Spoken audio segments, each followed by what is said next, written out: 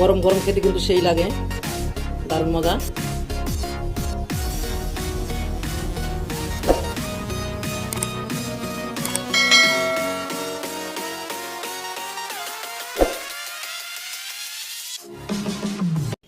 তো Maggi noodles soup রান্না করার জন্য আমি এখানে একটা চুলায় কড়াই বসাই দিছি। তো এখন আমি এখানে দিয়ে দিব রান্নার সয়াবিন তেল।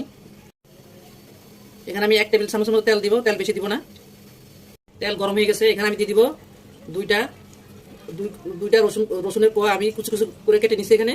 এখন এটা আমি রসুনটা দিয়ে আমি 3-4 সেকেন্ড একটু নাড়াচাড়া করে এখানে একটু পেঁয়াজ দিয়ে দিব। দিলাম পেঁয়াজ, এখানে মাদার সাইজের একটা পেঁয়াজ আছে কুচি করা। পেঁয়াজ আর রসুন একটু করে ভেজে নেওয়া হয়ে গেলে এখানে আমি দিয়ে দিব এই যে হাড় ছাড়া একটু মাংস নিচ্ছি আমি এখানে, চিকেন। এটাকে আমি একটু চাক করে কেটে নিচ্ছি ছোটো ছোটো করে, এই যে চাক করে। এখানে 150 গ্রামের মতো চিকেন আছে। আপনারা চাইলে এখানে এটা এই স্যুপটা যে কোনো মাংস দিয়ে রান্না করতে পারেন, অথবা চিংড়ি মাছও দিতে পারেন।